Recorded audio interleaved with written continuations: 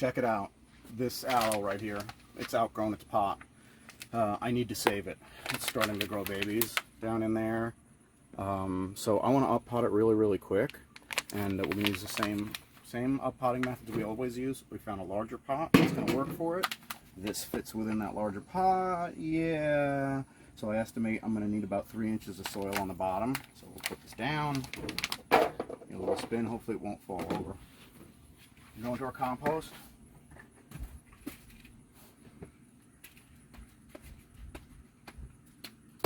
I want to put enough in the pot so that when I take the plant out of its old pot, it'll sit in here and the top level of the soil will be pretty close to the top of this pot. Let's see how close we got, just a guess. Anyway, these are kind of spiny and these roots are coming through there. That's going to make it difficult to get it out of the pot. So I'm going to go ahead and snip them. It'll be fine, they'll grow back. And just going to gently press on the bottom. Some of the coarse chips will fall on the ground, and that's fine. And this reveals, same thing we've been talking about in the past, how encirclement starts to happen.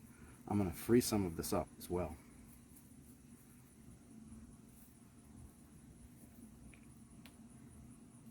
Okay, anything that's dead and decaying is going to go back down to the ground. I'll even take a few snips off of this, just to cut them back, inspire some new growth, new development that's not heading in a circle.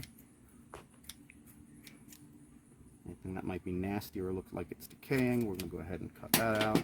And that just reveals the plant all happy, just like this.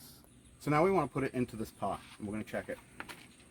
Pretty lucky guess, because it's right about where we want it. Okay, now it'd be kind of difficult to move this around as is. Usually I keep a small pail around so I can bring a small amount of soil back. We try to make this compost up ahead of time. You know, we were making this compost last year. Now I have plenty to use. I'm going to use the scooper to just gently work it in. It's dry right now, so it moves really easy. Aloe doesn't need a whole lot of moisture anyway to begin with. It's a succulent. And I guess I should really go on record as saying that the truth behind the secret to my success on growing the aloe vera plant: neglect. Truth be known, it's mostly neglect. I'm notorious for not watering them on time. You know, they kind of have to say, "Hey, Creedmoor, I need water."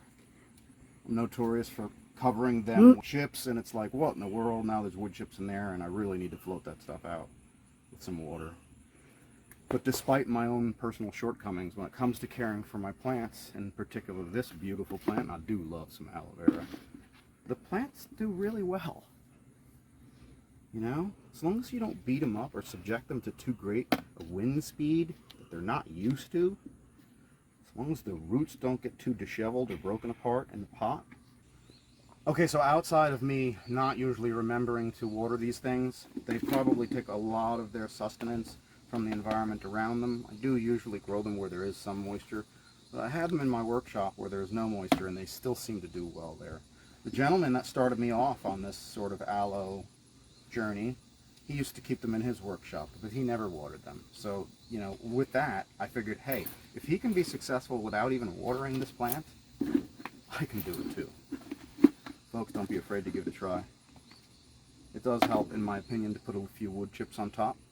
All this soil, you can see here when we zoom in, all this soil is pretty flush to the top of the pot. But as I water this in, the soil is going to recede down into the bottom of the pot a little more. It'll seek its own level. And I'm going to come back and put some coarser wood chips right on top.